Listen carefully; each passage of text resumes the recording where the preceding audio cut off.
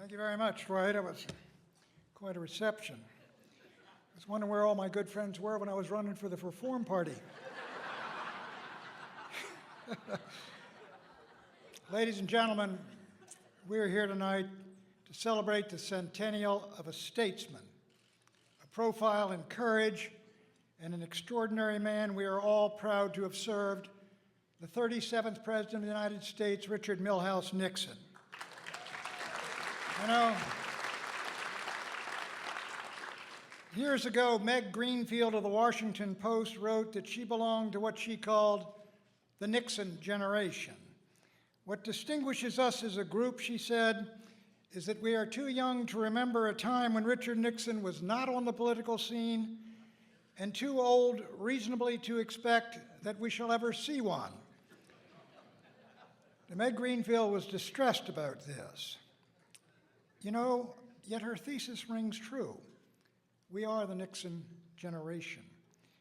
We were born into and lived through what Bob Dole called the age of Nixon.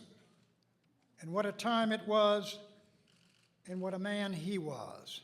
Home from the war in 1946, Richard Nixon was elected to the 80th Congress and swiftly became its most famous member, where he would exhibit early on an attribute that would mark his entire life and that Tricia referenced earlier, perseverance.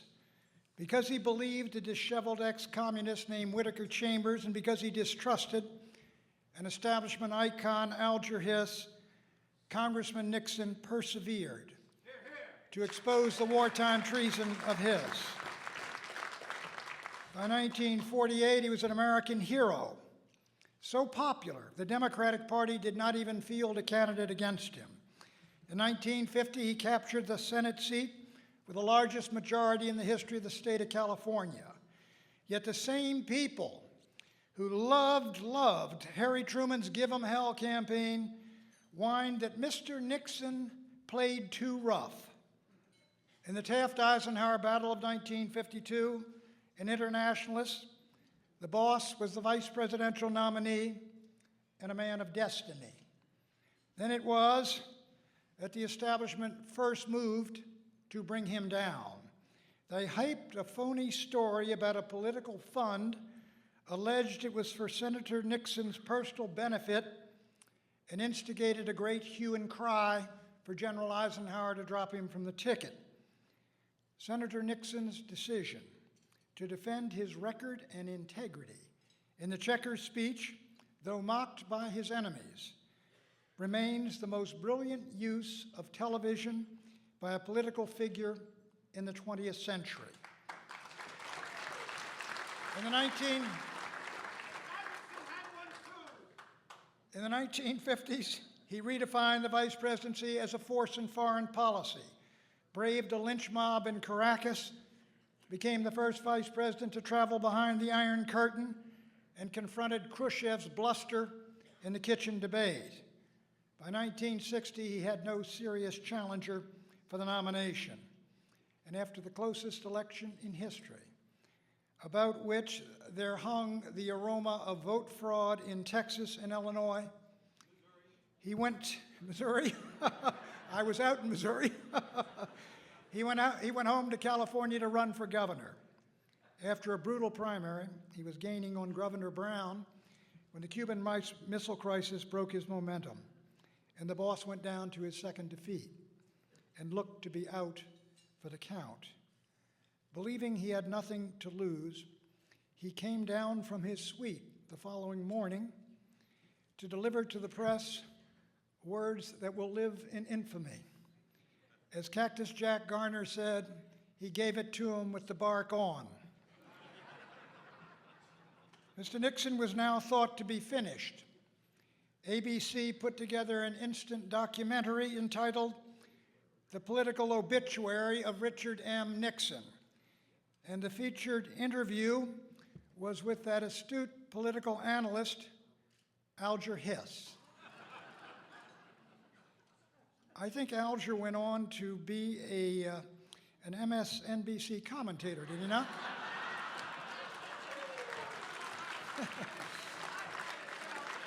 Drop that from the C-SPAN rendition. But as Mark Twain said, the reports of his death were premature. Moving his family to New York to practice law, Richard Nixon entered what he would call his wilderness years. But after the Goldwater-Rockefeller bloodbath in 1964, with our party bitterly divided, the boss volunteered to introduce the nominee at the Cow Palace and did so in one of the finest addresses he ever delivered. But after he brought that contentious convention together, with his introduction, Senator Goldwater, my hero then, proceeded to tear it apart, declaring extremism in the defense of liberty is no vice. Now, Dwight Chapin, who introduced me, was in the limousine that carried the boss away from the Cow Palace. Dwight has told me what the boss said in that car about Senator Goldwater's speech. But there's no need, Dwight, to repeat those discouraging words. Almost all of the other big-name Republicans abandoned Senator Goldwater, but the old man stood by him. He traveled the nation working longer and harder for Goldwater and the party than did the senator himself. After the crushing defeat that fall, the Republican Party was reduced to one-half of the Democratic Party's strength. 140 House seats, 32 Senate seats, only 17 governors. The Republican Party was a house divided and a house in ruins. It was an open question whether it would survive. And now began the greatest comeback in American political history. When I arrived in New York to join the boss in January of 1966, his staff consisted of 3 people. I occupied one desk in the office outside his own. A second occupant of that office was Rose Woods, and a third a Miss Ryan. More exactly, Patricia Ryan Nixon, the future First Lady of the United States, from whom I used to bum cigarettes regularly. The altarpiece of that year was Richard Nixon's 6 weeks war against what LBJ called my Congress. Alone of the National Republicans, the boss campaigned across the entire country for the party in 35 states and 80 congressional districts. In November, his bold prediction of a 40-seat Republican gain in the House proved conservative. We won 47. Then, after a year off, traveling the world, came that great campaign of 1968, the most divisive year in American history since the Civil War. Many of us recall that year. Consider what happened. As we took off on January 31st with the boss going up to New Hampshire, the last day of January, the siege of Khe Sanh was at its height, and the Tet Offensive had just begun. 4 weeks later, Governor Romney quit the race. Senator Eugene McCarthy then stunned the nation, capturing 42% of the vote against President Lyndon Johnson. Robert Kennedy suddenly leapt into the race. On March 31st, the boss asked me to monitor President Johnson's speech on Vietnam on a car radio at LaGuardia Airport to brief him when he arrived back from visiting Julie at Smith. At the end of that speech, President Johnson suddenly announced that he would not run again. 4 days after that political earthquake, Dr. Martin Luther King was assassinated in Memphis. Washington and 100 other cities exploded in riots that lasted days and required tens of thousands of troops. In early June, a week after our Oregon primary victory, I got a 3 a.m. call from our Bible building headquarters. Robert Kennedy had been shot in Los Angeles in a hotel kitchen. I called the boss. Julie and David had been watching TV and already awakened him. That August, the Democratic Party came apart in a bloody brawl in the streets between police and protesters in Chicago. And so it went in that dramatic and divisive year. But at its end, Richard Nixon was President of the United States. Now consider the city he came to and the hostility he found here. The nation had been torn apart by a half-decade of assassinations and riots, crime and campus anarchy. 30,000 Americans were dead in Vietnam. 500,000 soldiers were tied down in an endless war. The country was coming apart. Richard Nixon was the first president since Zachary Taylor to take the oath of office with both houses of Congress against him. The bureaucracy was deep-dyed Democratic liberal. The press corps was 90% hostile. The Warren Court was at the peak of its power. And the best and the brightest who had led us into Vietnam were deserting to join their children in protests against what they suddenly discovered was, quote, Nixon's war. As the presidential limousine came up Pennsylvania Avenue after the inaugural, it was showered with debris. I remember it well. As Shelley and I were entering the White House reviewing stand for the inaugural parade, the Secret Service asked me to step off the planks onto the muddy lawn of the White House because the President of the United States was directly behind me and was entering the reviewing stand. I did so. And as the President passed by, he looked over, and in the first words I ever heard from Richard Nixon as President of the United States, he said, "Buchanan, was that you throwing the eggs?"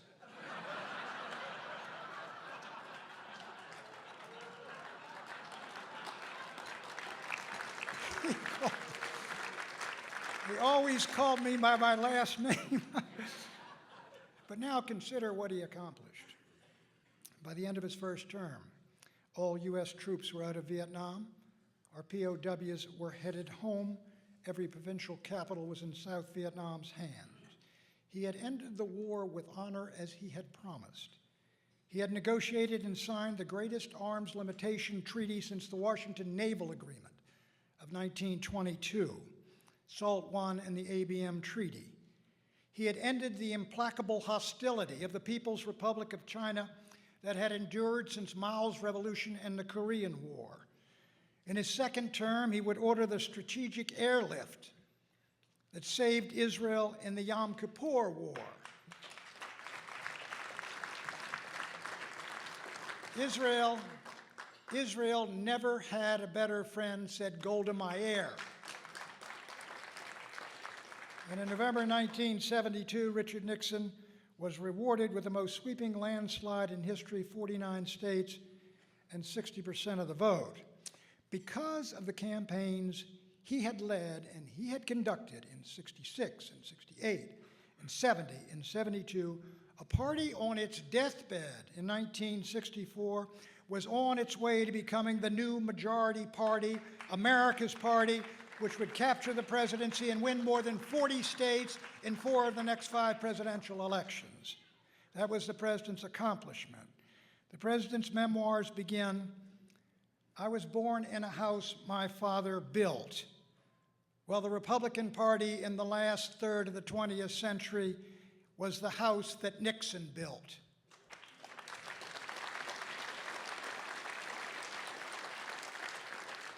In domestic policy, he was the first environmental president, creating the Council on Environmental Quality and EPA. To battle the scourge of cancer, he established the National Cancer Institute. To close the widening chasm between the generations and professionalize our military, he ended the draft. He made 6 nominations for the Supreme Court. 4 made it. Not a bad average when you consider the Senate we were up against. As for our Southern strategy, when Richard Nixon first took the oath of office, 10% of Southern schools were desegregated. When he left, 70% were desegregated.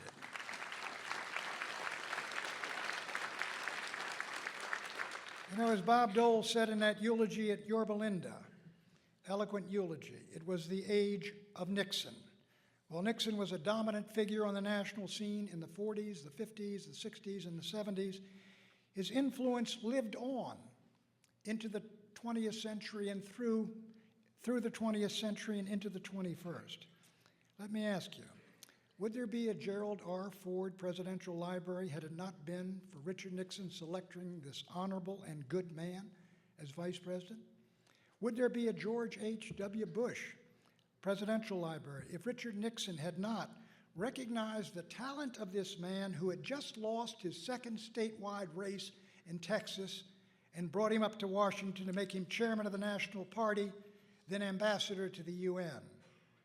When Ronald Reagan, whom I served, came out of the West to launch his revolution, his first national security advisor and first domestic policy chief, Dick Allen and Marty Anderson, both came off our 68 campaign staff and White House staff. Both of Reagan's tech secretaries of state, Al Haig and George Shultz, and his Secretary of Defense, Cap Weinberger, came out of the Nixon National Security Council or the Nixon Cabinet. The man Ronald Reagan chose as Chief Justice of the United States, William Rehnquist, was elevated to the Supreme Court by Richard Nixon. And Reagan's choice as chairman of the Federal Reserve, Alan Greenspan, was the domestic policy research coordinator in New York in 1968. The maestro was a damn fine researcher, too.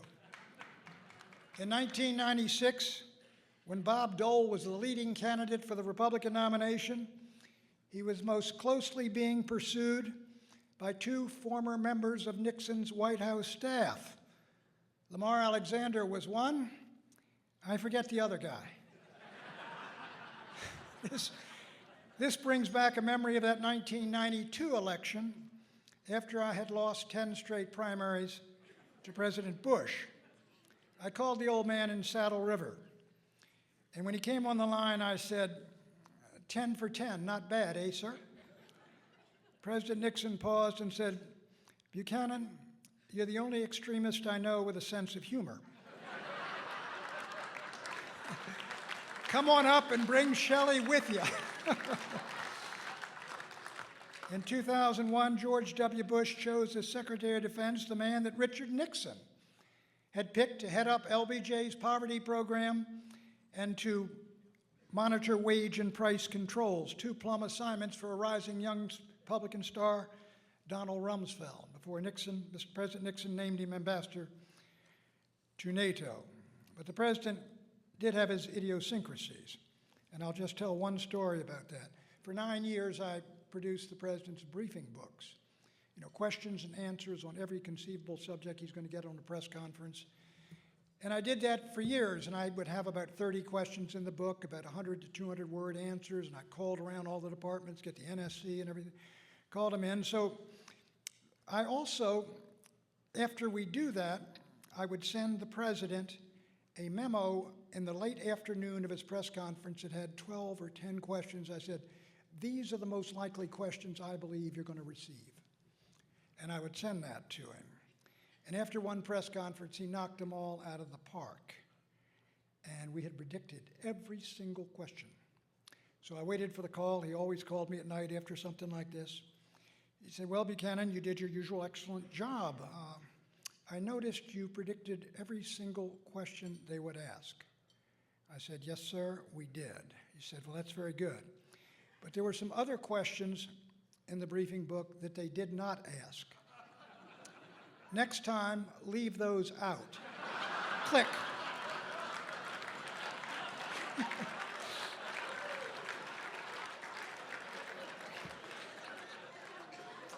Oliver Wendell Holmes once observed, it is required of a man that he share the action and passion of his time at peril of being judged not to have lived. Richard Nixon shared the action and passion of his time. Again and again and again, he came back from woundings, he came back from defeats. After he left the White House, he would write 9 books on foreign policy and the great men he had known, and there were many. For only Franklin Roosevelt equaled Richard Nixon in having been on 5 presidential tickets. Now, as this centennial approached, the phone calls started coming into me, and I'm sure other folks, from the offspring of the old Jackal Pack, asking, what are your thoughts on Watergate? My great regret is that the old man is not here tonight, so I can tell him my thoughts on his old tormentors.